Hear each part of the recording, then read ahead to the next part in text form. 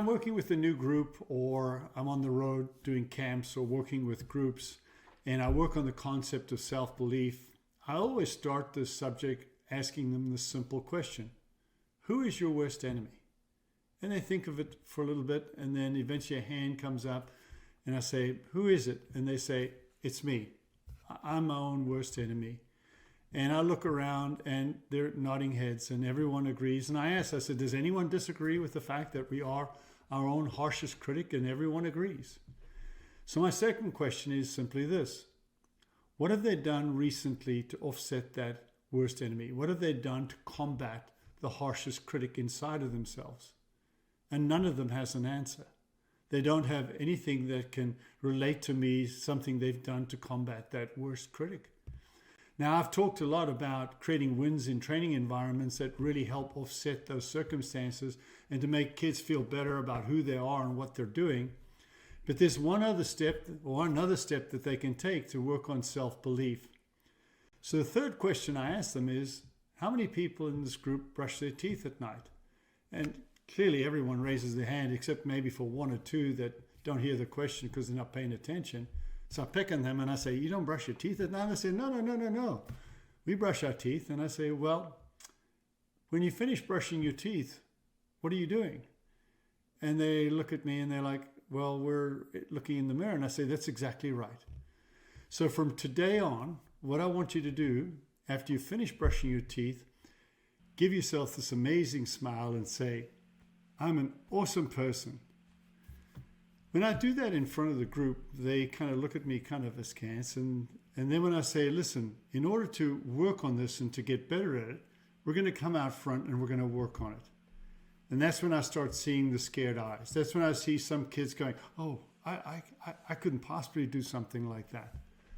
And that's the nature of the beast. And I will share another story and anecdote about this later. But I get them out in front, form two lines, one across from another, and I say, you're going to practice saying, I'm an awesome person. And the person across from you is going to judge you based on your sincerity, whether you're genuine or not.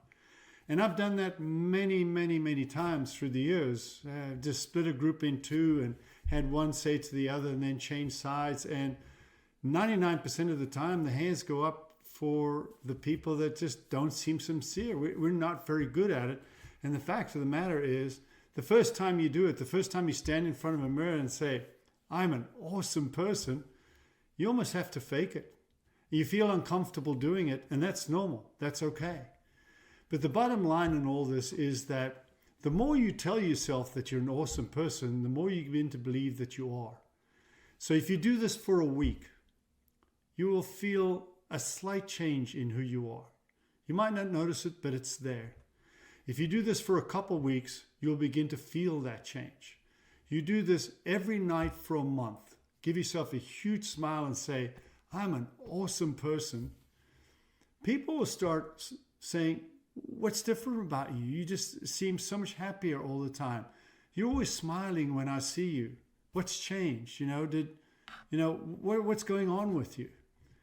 I've had many a former athlete or even person that I've worked with on this text me or write me or message me in some form and saying, I'm so happy to have been able to utilize that in an effective way.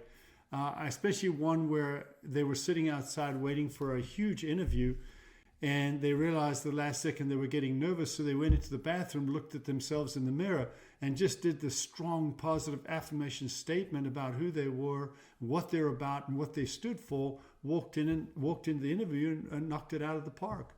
So the bottom line here is that you can create wins in practice and wins in training environments, but if you complement those wins with this positive affirmation of belief in who you are and what you're about, you will change who you are, you will be stronger as a human being, and your performances will subsequently go on and go along with that.